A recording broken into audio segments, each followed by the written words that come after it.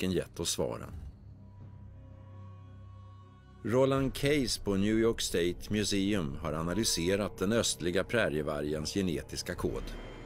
In this freezer here, we have a bunch of coyote samples. Each one of these vials is the DNA from a different coyote, and almost all of our samples come from eastern coyotes. And we found that the whole population has wolf DNA in it, no matter where you look in the Northeast. It's a sign that they definitely have a hybrid ancestry. DNA-proverna är ett bevis på att varg och prärievarg någon gång har parat sig med varandra och skapat en hybrid mellan de två arterna. Generally what we know about hybridization is that usually it's when one species at least is very rare. Det var den intensiva förföljelsen av vargen som gav prärievargen möjlighet att vandra österut och sprida sig. När den nådde de stora sjöarna delades beståndet. Några prärievargar rörde sig söderut mot Ohio medan andra gick norrut in i Ontario. Och det är i de här kanadensiska skogarna som man tror att prärievargar först parade sig med vargar.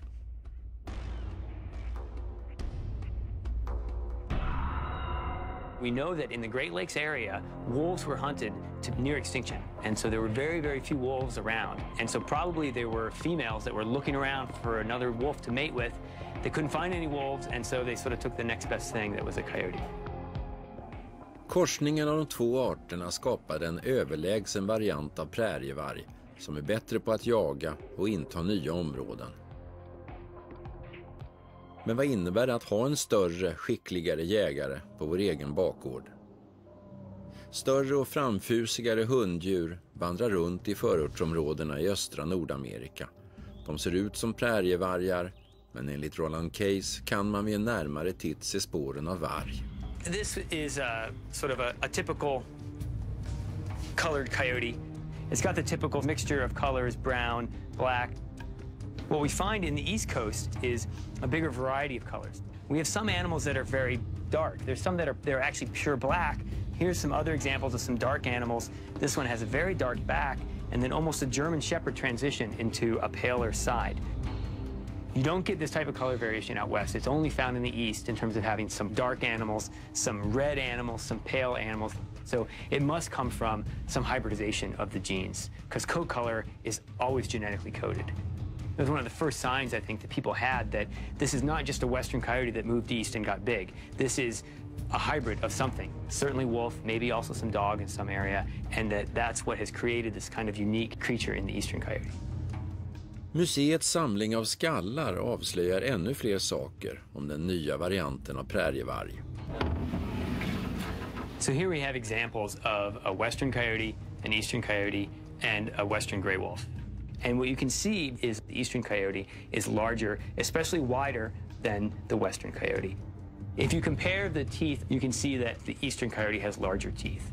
The western coyotes, they have bigger gaps between their teeth, and in the eastern coyotes, the gaps are a little bit smaller on average because they sort of have wolf-like teeth and a coyote-like skull.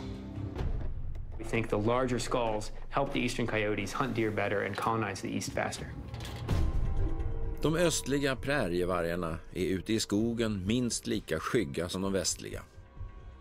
We want to find some way to observe their behavior, to study what they're doing without bothering them. Camera traps is a great way to do that.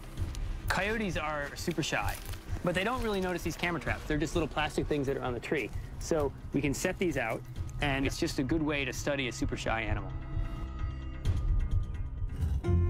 These are some of the photos that we've collected with these camera traps.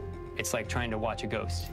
You can record these little snippets, if only just for a few seconds, these little snippets of what they're doing and where they're going. This looks like a big coyote.